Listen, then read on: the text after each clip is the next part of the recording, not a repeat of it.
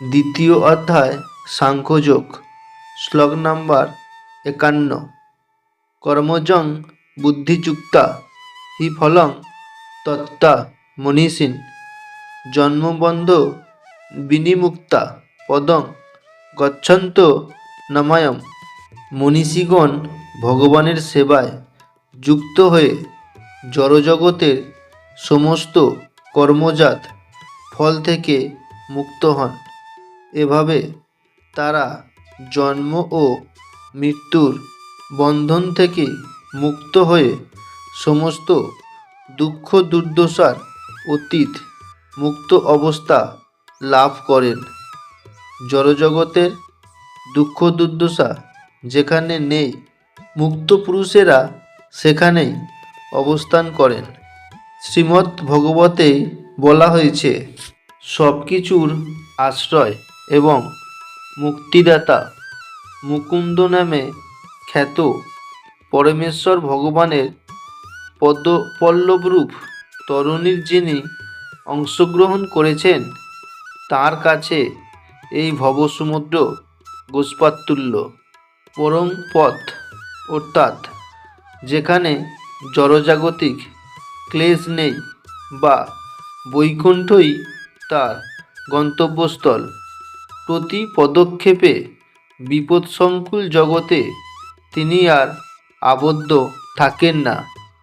আমাদের অজ্ঞতার জন্য আমরা বুঝতে পারি না যে এই জড়জগৎ দুঃখ দুর্দশায় পরিপূর্ণ, যেখানে প্রতিটি পদক্ষেপই বিপদসংকুল।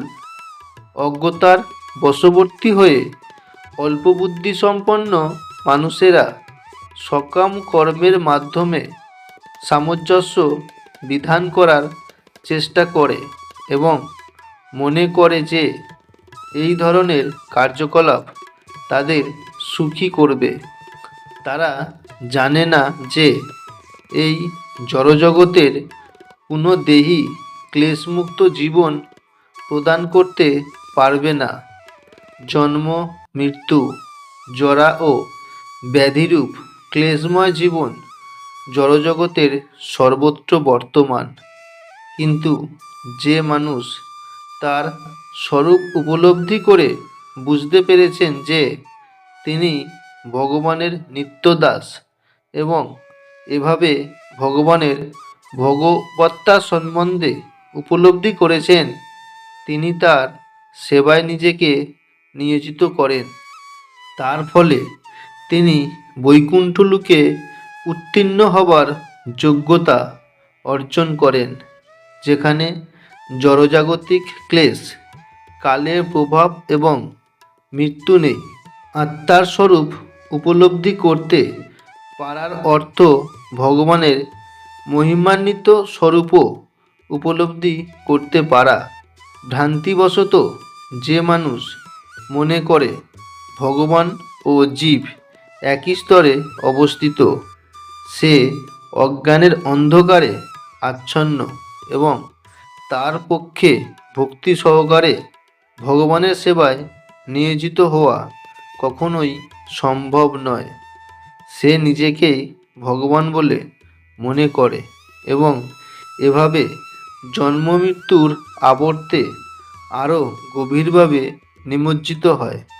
কিন্তু যিনি বুঝতে পেরেছেন যে সেবা করাই তার পরম কর্তব্য, তিনি নিজেকে ভগবানের সেবায় নিয়োজিত করার মাধ্যমে অবিলম্বে বৈকুণ্ঠ লোকে উত্তীর্ণ হবার যোগ্যতা অর্জন করেন।